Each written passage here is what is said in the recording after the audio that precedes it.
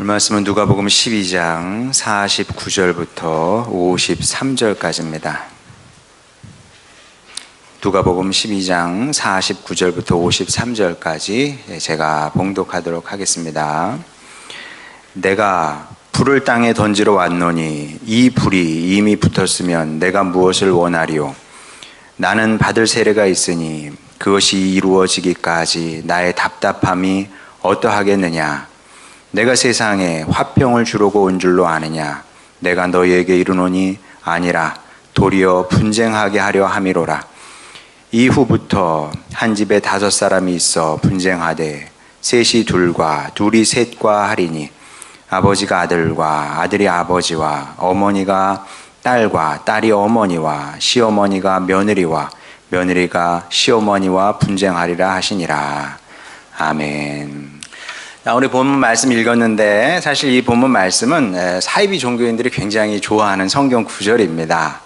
사이비 종교인, 어디에나 사이비 종교인이 있는데 사이비 종교인을 분별하는 것은 그렇게 어렵지 않습니다. 간단한 원칙 하나가 있는데 남을 희생시켜서 자기 이속을 챙기면 그게 사이비 종교인입니다.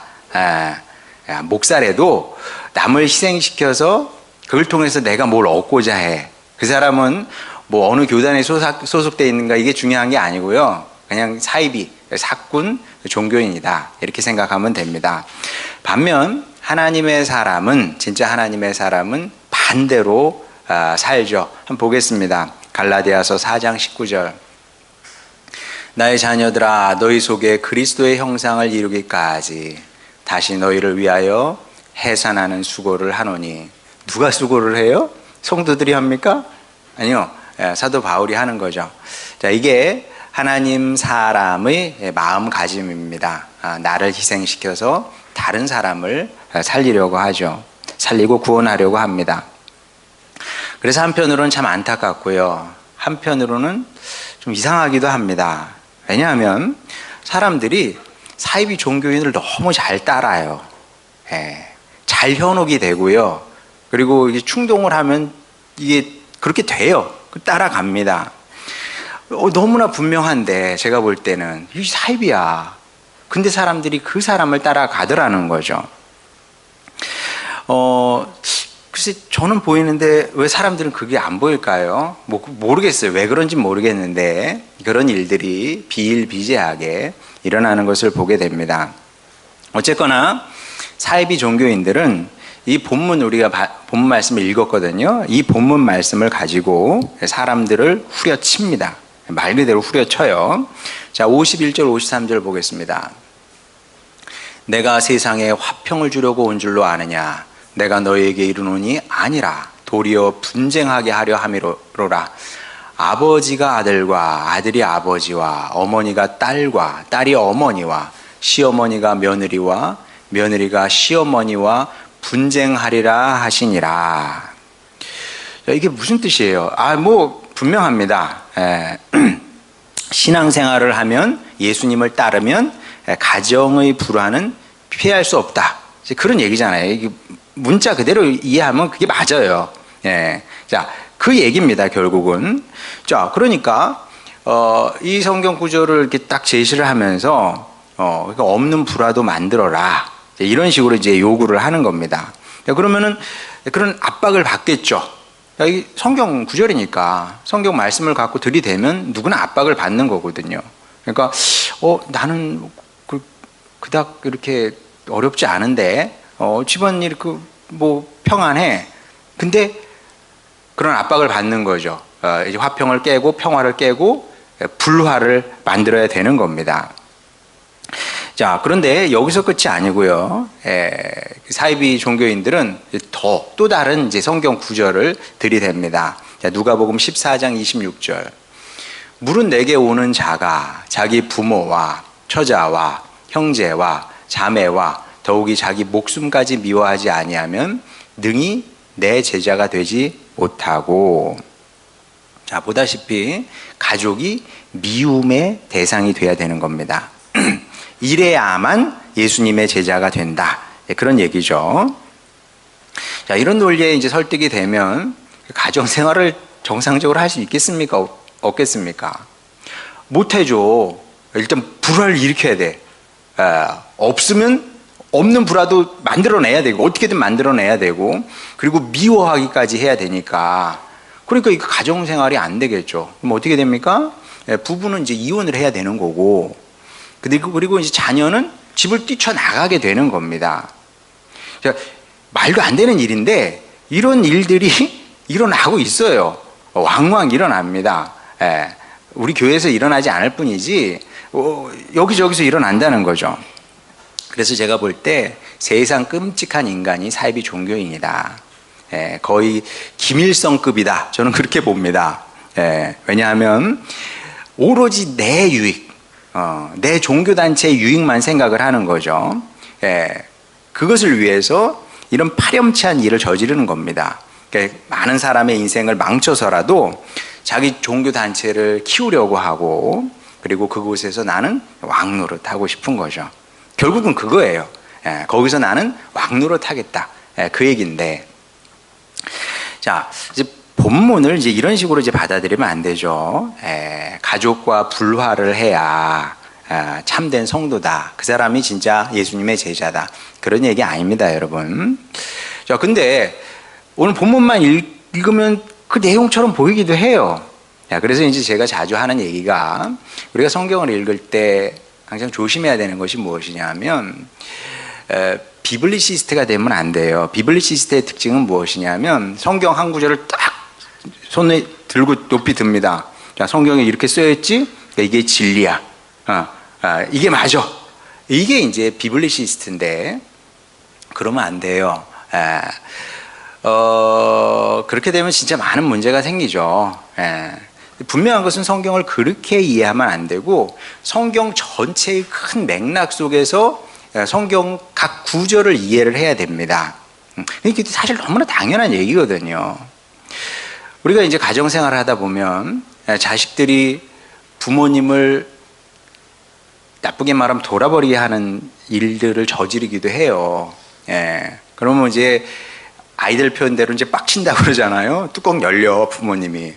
그럼 너무 화가 나면 그런 말을 하면 원래는 안 되는데 너무 화가 나다 보니까 뭐 죽여 살려 이렇게 얘기를 할 수가 있는 겁니다.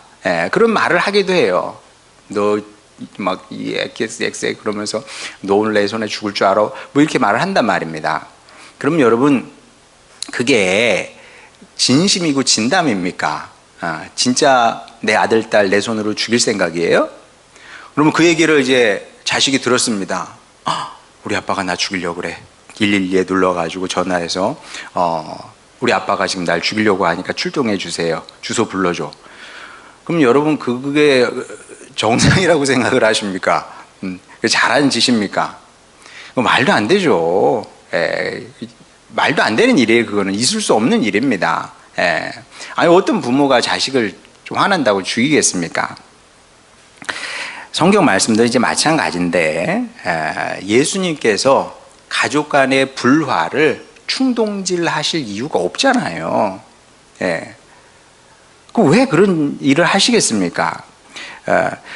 만약에 이걸 정말 원하셨어. 이게 주님의 뜻이야. 자, 그러면 또 다른 성경 구절 이해할 수 없는 게 많아요. 한번 보겠습니다. 마태복음 5장 9절. 화평하게 하는 자는 복이 있나니 그들이 하나님의 아들이라 일컬음을 받을 것이며. 화평하라고 하셨죠? 또 로마서 12장 18절. 할 수 있거든. 할 수 있거든은 이제 최선을 다해서 그런 뜻이잖아요. 너희로서는 모든 사람과 더불어 화목하라. 최선을 다해서 너희가 만나는 모든 사람들과 평화를 이루면서 지내라. 그런 말씀 아니겠습니까? 자, 그러면 이게 무슨 뜻이에요? 오늘 본문 말씀하고 이렇게 조화를 시키면 밖에서는 화평을 구하고 집안에서는 불화를 추구해야 되는구나. 그런 뜻입니까, 여러분? 밖에서는 화평하게 지내고 집에만 들어오면 싸워야 되는 거, 가족하고. 그런 뜻이겠습니까? 그런 거 아니겠죠. 또 가족을 미워해야 된다는 말씀도 문자 그대로 우리가 받아들이면 안 됩니다. 왜냐하면 예수님께서 기본적으로 내 이웃을 내 몸과 같이 사랑하라고 하셨잖아요. 그렇죠? 그러면 가족은 내 이웃이 아니니까 미워해도 됩니까? 아니죠. 가족이 가장 가까운 이웃이에요. 당연한 거 아니겠습니까? 가족이 나에게 가장 가까운 이웃인데 가족을 사랑하지 않으면 누구를 사랑한단 말입니까?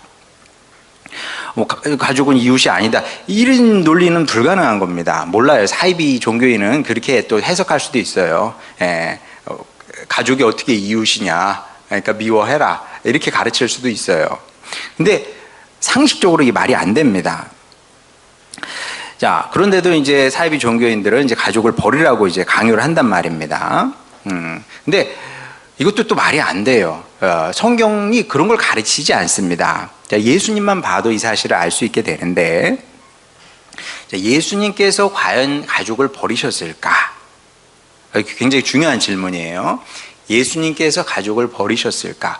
자, 언뜻 그런 것처럼 보입니다. 왜냐하면 예수님께서 30살이 되셨을 때 이제 집을 떠나서 이제 출가하신 거죠. 집을 떠나셔서 이제 공생애를 시작하시게 됩니다. 자, 그러면 누가 봐도 이거는 페류나 하는 일이에요. 그러니까 우리는 시대가 달라요. 시대가 다릅니다. 예수님 시대와 지금 시대는 시대가 달라서 예수님께서 맏아들로서 장자로서 가정을 등지고 떠났다는 것은 이건 심각한 범법 행위라고 할 수가 있는 겁니다. 왜냐하면 이 장자의 의무는 굉장히 그때 중요했거든요. 가정을 돌봐야 되고 부모를 공양해야 되는 겁니다. 이게 성리학 사회에서뿐만 아니라 세계 어느 그 나라 민족에서나 다 똑같았던 거예요. 자, 근데 예수님께서 그렇게 아버지 하나님의 부르심을 받아서 공생애를 시작하셨단 말이에요. 그러면 사람들이 굉장히 손가락질을 많이 했을 거예요. 나쁜 놈이라고, 인간도 아니라고. 실제로 그렇게 했습니다. 왜냐하면 예수님이 가족을 버렸고 부모를 버렸으니까. 아마도 이제 아버지 요셉은 그 당시에 그때까지 살아 있었던 것 같진 않은데, 물론 신학자들의 추정입니다만 어머니 마리아는 확실히 살아 있었잖아요. 홀로 된 어머니를 봉양을 해야지. 맏아들이 어딜 가? 그리고 30살 때까지 장가도 안 갔어요. 여러분, 이거는 지금은 결혼 안 하는 것이 그닥 이상한 건 아니에요. 그렇죠? 근데 예수님 시대는, 예수님 시대뿐만 아니라 50년 전만 해도 결혼 안 한다는 건 이건 어려운 일이었고요. 100년 전은 무조건 결혼을 하는 겁니다. 그때는 부모님이 그냥 만나서 그냥 결혼을 시켰으니까 결혼 안 할 수가 없는 거죠. 자, 그러니까 다들 생각을 했을 겁니다. 자, 그런데 예수님은 가족을 버리셨을까요? 안 버리셨을까요? 이 마리아를 버리셨을까요? 안 버리셨을까요? 안 버리셨어요. 그 증거가 있습니다. 요한복음 19장 25절부터 27절까지. 예수의 십자가 곁에는 막달라 마리아가 섰는지라. 예수께서 자기의 어머니와 사랑하시는 제자가 곁에 서 있는 것을 보시고 자기 어머니께 말씀하시되, 여자여. 자, 오해하지 마세요, 우리 학생들. 와, 진짜 아무리 예수님이 이러지만 버릇이 없다. 존칭이에요. 존칭. 저 대신 어머니를 공양할 겁니다. 그런 말씀이죠. 27절, 또 그 제자에게 이르시되, 보라, 내 어머니라 하신대. 그때부터 그 제자가 자기 집에 모시니라. 진짜 버렸으면 이렇게 예수님께서 말씀하실 리가 없겠죠. 자, 그래서 우리 본문 말씀도 이게 이상하게 받아들이고 해석하면 절대로 안 됩니다. 가정 내에서 열심히 불화를 만들어라, 그런 내용 아닙니다. 또 그럴 이유도 없고요. 왜냐하면 우리 성도잖아요. 성도는 불화를 위해서 부름받은 사람이 아니고요, 화평을 위해서 부름받은 사람입니다. 그래서 불신자는 싸움닭처럼 살아도 돼요. 근데 성도가 싸움닭처럼 살아서 되겠습니까? 성도는 화평하는 사람이기 때문에 자비와 온유와 관용으로 옷을 입어야 되겠죠. 그리고 이 원칙은 가정생활에도 그대로 적용이 되는 겁니다. 밖에서 다르고 안에서 다르고 이런 게 아니라 안이나 밖이나 다 똑같은 거예요. 밖에서도 안에서도 우리는 화평을 위해서, 평화를 위해서 애를 써야 된다는 거죠. 자, 근데 본문은 그렇게 얘기하고 있지 않잖아요. 분명히 불화한다고 말씀하셨거든요. 자, 그러면 이것을 성경 전체의 맥락에서 이제 어떻게 받아들이고 이해를 해야 되느냐? 사실 그렇게 어렵지 않습니다. 자, 우리의 바람은 분명해요. 우리는 뭐 아니든 바뀌든 특히 이제 가정에선 더욱더 그런데 하나님 안에서, 하나님 아버지 안에서 온 가족이 평화를 누리기를 원합니다. 그걸 원하지 않는 사람이 누가 있겠습니까? 다 그걸 원하고 바라고 소망을 하는 겁니다. 자, 그런데 가정에 불신자가 있으면 이게 굉장히 어렵다는 거죠. 그 여러분이 아마 경험하는 바일 겁니다. 저희 집도 사실은 마찬가지였는데, 저희 아버지는 일흔이 다 되셔서 이제 신앙생활을 시작하셨어요. 젊었을 때 잠깐 신앙생활 하시다가 시험에 들어서 오랜 시간 방황을 하시고, 일은 다 되셔서 이제 다시 돌아오시게 됐는데, 그러니까 저희 어머니는 거의 평생을 불신자 남편과 사신 거죠. 그래서 어려움이 굉장히 많았습니다. 마음의 짐, 마음의 슬픔, 마음의 고통 이런 게 굉장히 많으셨어요. 뭐 그럴 수밖에 없죠. 이게 굉장히 답답합니다. 왜 답답하냐 하면 가장이잖아요. 가장이 신앙생활을 하지 않으니까 온전한 헌신이 되질 않아요. 불가능합니다. 그게 어떻게 가능하겠어요. 그러니까 이제 저희 어머니는 뭐든 더 하고 싶어요. 뭐든 더 하고 싶은데 아버지께서 계속 브레이크를 밟으시니까. 그리고 이제 저희 부모님 세대만 해도 9세대잖아요. 지금은 이제 여성의 목소리가 커요. 가정에서 많이 커졌습니다. 제가 이제 우리 학생들에게도 물어보잖아요. 집에서 엄마 아빠하고 싸우면 누가 이기냐? 다 엄마가 이긴대요. 밖에서는 간혹 이제 제가 이제 호서대에서 학생들에게도 물어보면 간혹 아빠가 이기는 집도 있긴 하다고 하는데 우리 교회는 뭐 아니더라고요. 우리 교회는 다 엄마가 이겨요. 뭐 고민도 안 해. 고민도 안 하고 그냥 엄마가 이기죠. 당연히 엄마죠. 다 이렇게 얘기를 해요. 근데 지금 그렇고 저희 부모님 세대만 해도 아버지가 주로 이겼죠. 그러니까 이게 이 헌신이 불가능한 겁니다. 뭐든 더 하고 싶어도 더 할 수가 없는 거예요. 자, 그래서 저희 어머니의 마음이 늘 참 신앙생활 하시면서도 마음이 힘들고 어렵고 그렇게 이제 평생 사신 겁니다. 자, 그런데 그래도 저희 가정은 나은 편이었어요. 저희 고향 마을에 불쌍한 아주머니들 여러 명 있었습니다. 남편이 교회 간다고 핍박을 하는 거예요. 핍박을 하면 어떻게 하는지 아세요? 예배 드리고 있으면 아저씨가 술 취해서 와요. 이야! 막 그러면서 막 살벌하죠. 와가지고 좀 더 얘기해 줄까요? 머리 때려. 와, 빡 소리 나게. 그런 일도 왕왕 있었습니다. 저희 동네는 그랬고요. 그리고 옆 동네에서는 쫓아내, 시아버지가 쫓아내기도 하고요. 남편이 나가라고 막 그냥 이렇게 그런 경우도 있고. 얼마나 이거 참 어려운 일입니까? 근데 뭐 지금은 이제 그 정도는 아니에요. 지금 뭐 그렇게 남편이 뭐 때리고 뭐 쫓아내고 뭐 그런 집이 지금도 있긴 하겠지만 뭐 또 그렇게 흔히 있는 일이겠습니까? 뭐 별로 거의 없다고 봐야 되겠죠. 근데 가정에 불신자가 있으면 이와 비슷한 이 불화의 문제가 생길 수밖에 없습니다. 왜냐하면 불신자는 세상을 주님으로 섬기는 거예요. 세상을 주님으로 섬기고 우리 성도는 우리 하나님을 주님으로 섬깁니다. 그러니까 이 주인이 다르잖아요. 주인이 다르기 때문에 듣는 말이 달라요. 그러니까 이게 그 명령어가 떨어지는데 그게 다른 거죠. 프롬프트가 달라. 들어오는 게 다르니까 나오는 결론이 다를 수밖에 없겠죠. 어떻게 달라요? 듣는 말이 다르니까 나는 이 말을 듣고 내 배우자는 다른 말을 들어요. 나는 주님의 말씀을 듣고 내 자식들은 다른 말을 듣는 겁니다. 자, 그러니까 여러 가지 이제 그 갈등의 요소가 이제 싹틀 수밖에 없는데, 일단 듣는 말이 다르니까 인생의 목표도 다릅니다. 불신자의 인생 목표는 뭐 간단합니다. 돈 많이 벌고 건강하고 즐겁고 재밌게 사는 거 끝. 우리는 그런 게 인생 목표가 아니거든요. 인생 목표가 달라. 또 목표가 다르기 때문에 삶의 방법도 다릅니다.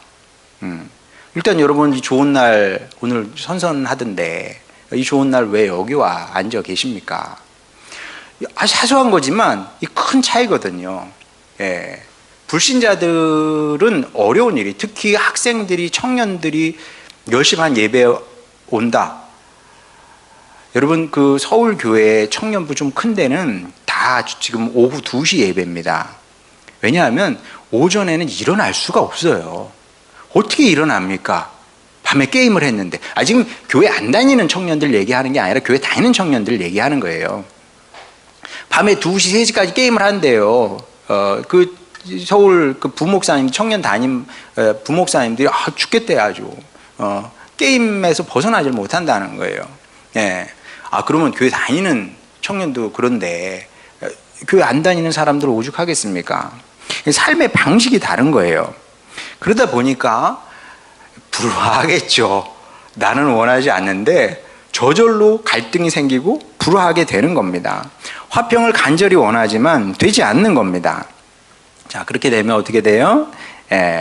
참 가족과 불화하는 괴로움은 말로 다 할 수 없는 겁니다. 본문에 예수님께서 그와 같은 이제 말씀을 하시죠. 50절 보겠습니다. 나는 받을 세례가 있으니 그것이 이루어지기까지. 그렇죠. 예수님께서 하셔야 될 일이 있잖아요. 근데 그걸 이루어내야 돼. 근데 그 나의 답답함이 어떠하겠느냐? 나의 답답함이, 나의 괴로움이 어떻겠냐? 근데 이런 마음이거든요, 말하자면. 내가 신앙생활을 해야 돼. 그리고 나에게 하나님께서 주신 사명이 있어. 이것을 이루어야 돼. 근데 가족 식구들은 못하게 계속 브레이크를 밟는 거죠. 딴소리를 하는 겁니다. 딴소리를 하고 다른 주장을 하고. 그러니까 괴로울 수밖에 없는 겁니다. 자, 그러면 어떻게 할까요? 가정의 화평을 위해서 신앙생활 그만둘까요? 교회 끊어버려. 가정의 화평이 중요하니까. 그렇게 합니까? 그러지 말라고 이제 오늘 본문 말씀을 주신 거죠. 예수님으로 인해서 가정에 불화가 일어났어. 그거 너무 이상하게 생각하지 말아라. 당연한 거다. 받아들여라. 그리고 너는 내 길을 가라. 믿음의 길을 가라. 신앙의 길을 가라. 소망의 길을 가라. 그런 권면의 말씀인 겁니다. 자, 그런데 쉽지는 않죠. 쉽지 않습니다. 우리 집사람도 그러니까 불신자 가정에서 자랐잖아요. 굉장히 어려웠습니다. 굉장히 어렵고 힘들고 눈물 많이 흘리고. 자, 근데 그 길을 가야 돼요. 자, 그 길을 가기 위해서는 우리 안에서 이제 또 다른 확신이 필요합니다. 자, 어떤 확신이냐면 누구든 우리를 버릴 수 있습니다. 누구든 여러분을 버릴 수 있어요. 그런데 우리 하나님의 사람은 아무도 버리지 않습니다. 자, 제가 약속 하나 할게요. 여러분이 저를 버릴 수 있을까? 그럼 저는 여러분을 버릴 수 있을까요? 저는 여러분을 버리지 않습니다. 않을게요. 안심하시기 바랍니다. 목사님 나를 싫어하나? 그럴 리가 있겠어요, 여러분. 이건 마귀의 음성이지. 제가 여러분을 왜 싫어합니까? 저는 아무도 버리지 않아요.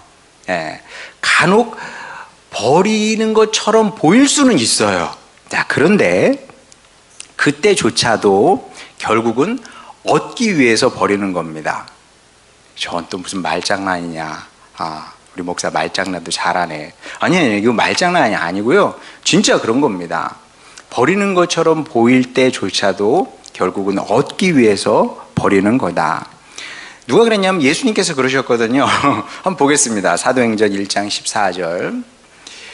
여자들과, 자, 이제 예수님께서 그 십자가에 달려 돌아가셨어요. 그리고 이제 부활하셨는데, 그 다음 일입니다. 여자들과 예수의 어머니 마리아와 예수의 아우들과 더불어 마음을 같이하여 오로지 기도에 힘쓰더라. 사람들은 그렇게 생각했어요. 저 호로 자식이 가족을 버렸네. 부모도 버리고 동생들도 버리고 나가버렸네. 그렇게 생각을 했어요. 그렇게 말들을 했습니다. 마리아도 그렇게 생각을 했을 것이고 예수님의 동생들도 그렇게 생각을 했을 겁니다. 요한복음에 나오거든요. 형에 대해서 아주 그 좋지 않은 감정을 갖고 있었어요. 왜냐하면 그 장자의 의무를 다하지 않고 집을 나가버렸으니까. 자, 그런데 버렸어요? 안 버렸어요? 아니요. 버린 것처럼 보였으나, 예수님께서 가족을 버린 것처럼 보였으나, 그러나 보시다시피 결국 얻기 위한 길이었다. 여러분 이 사실을 꼭 기억하시기 바랍니다.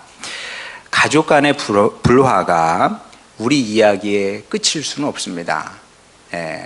뭐 가족뿐만 아니라 불화가 일어날 수 있잖아요. 불화가 일어날 수 있어요. 어디서든 일어나는 겁니다. 불화는. 교회에서도 마찬가지예요. 교회에서도 성숙한 성도가 있는가 하면 그렇지 않을 수 있는 성도가 있고요. 그리고 이게 무게중심이라는 게 있습니다. 더 성령의 인도를 받아 사는 식구가 있는가 하면 또 그렇지 않은 식구도 있거든요.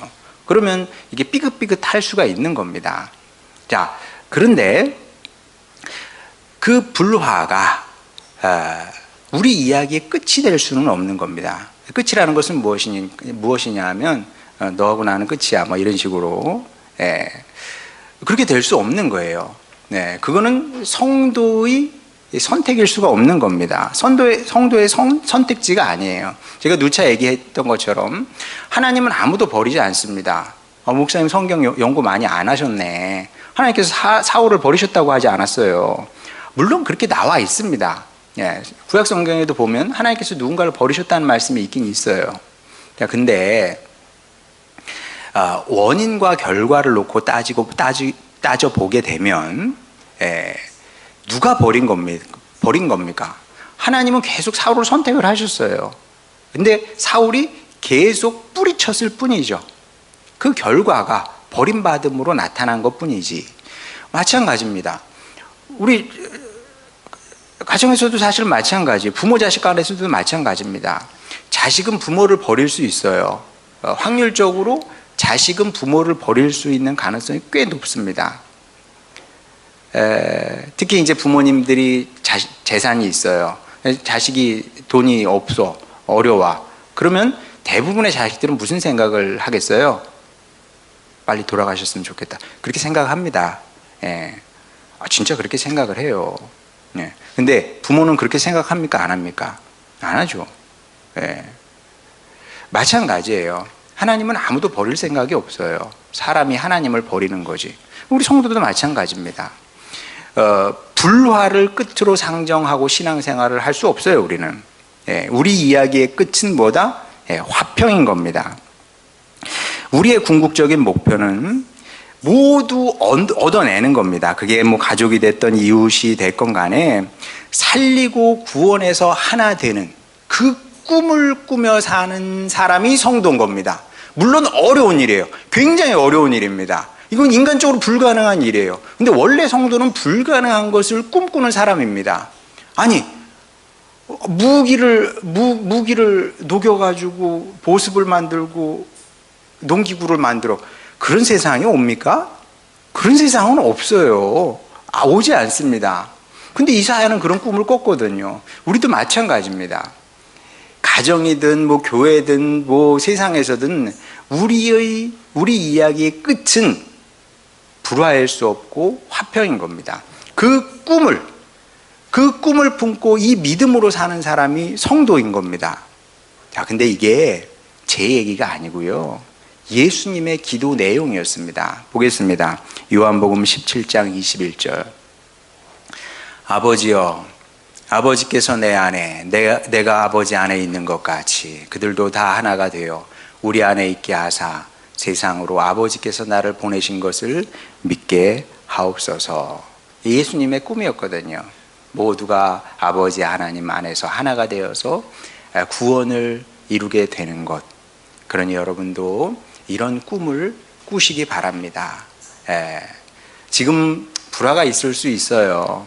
그러나 그것은 믿음으로 우리가 거부를 해야 되는 겁니다.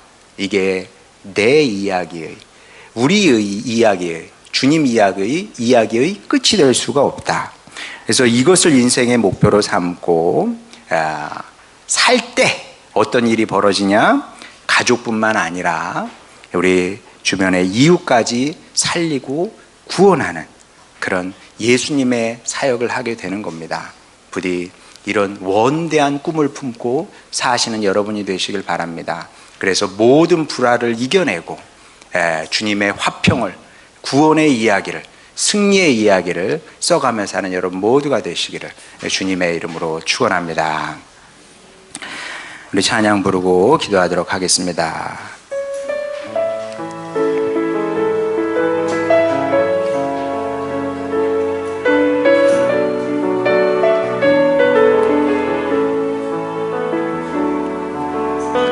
사망의 그늘에 앉아 죽어가는 나의 백성들, 절망과 굶주림에 갇힌 저들은 내 마음에 오랜 슬픔, 고통의 멍에에 매여 울고 있는 나의 자녀들, 나는 이제 일어나 저들의 멍에를 걷고 눈물 씻기기 원하는데 누가 내게 부르짖어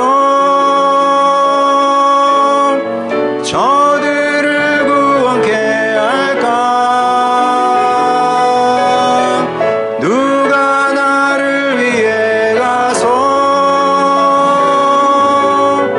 나의 사랑을 전할까? 나는 이제 보기 원하네. 나의 자녀들 살아가는 그날 기쁜 찬송 소리 하늘에 웃음소리 온 땅 가득한 그날. 한 번 더 불러봅시다. 사망의 그늘에 앉아 죽어가는 나의 백성들, 절망과 굶주림에 갇힌 저들은 내 마음에 오랜 슬픔, 고통의 멍에에 매여 울고 있는 나의 자녀들, 나는 이제 일어나 저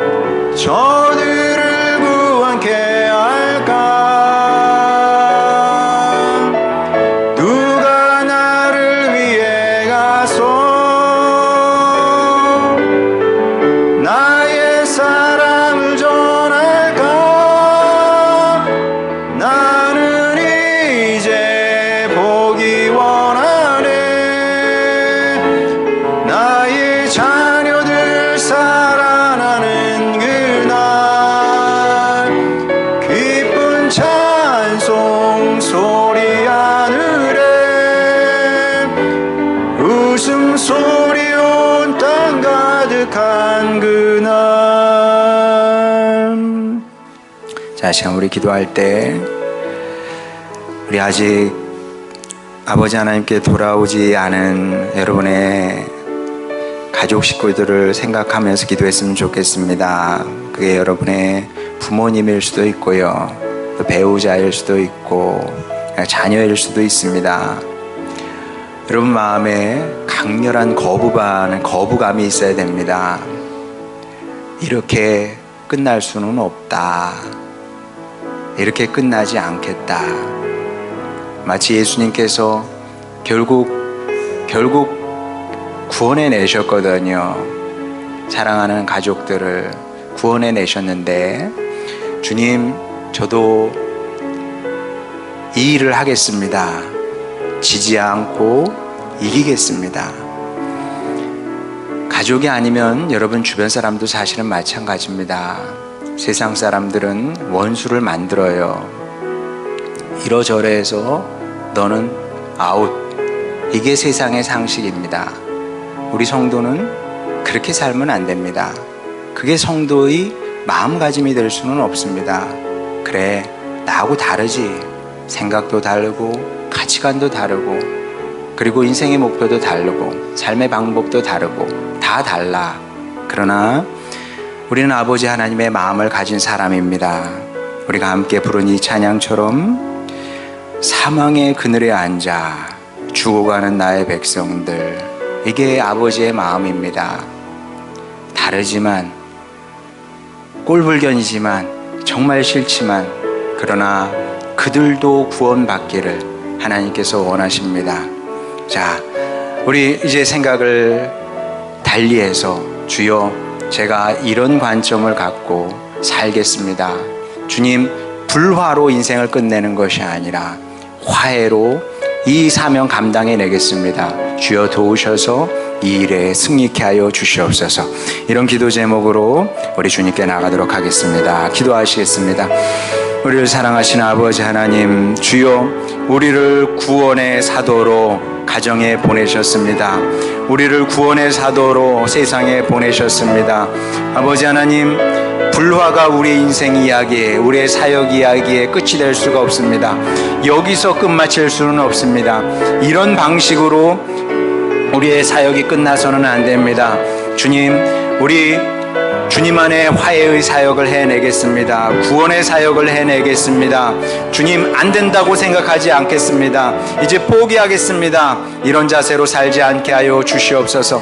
그게 아니라 우리 주님께서 결국 구원하셨던 것처럼, 주여, 저도 구원의 사역을 감당하며 살게 하여 주시고 이김의 사역을 감당하게 하여 주시옵소서. 주여, 그리함으로 말미암아 제가 이 땅에 있음으로 말미암아, 제가 이 땅에서 주님을 따랐음으로 말미암아 그 이야기가 있어서, 주여, 구원과 화해와 회복의 역사가 있길 원하오니 예수님께서 기도하셨던 것처럼 주여, 하나 되게 하는 역사를 이루며 살게 하여 주시옵시고, 아버지 하나님, 그렇게 이 땅에서 우리 하나님의 나라를 확장하며 구원하며 살겠습니다. 아버지 하나님, 주여, 이 사명을 한시도 잊지 않게 하여 주시옵시고, 주여, 이 사명을 붙들고 삶으로 말미암아 주여, 주님의 뜻을 이 땅에서 이루며 살아가는 우리 하늘소망교회 식구들 되게 하여 주시옵소서. 구원의 사도로 우리를 사용하여 주시옵소서. 우리의 기도를 들으심을 감사드립니다. 주여, 주님의 선하신 뜻이 우리 가운데 이루어지는 것 보게 하여 주시옵소서.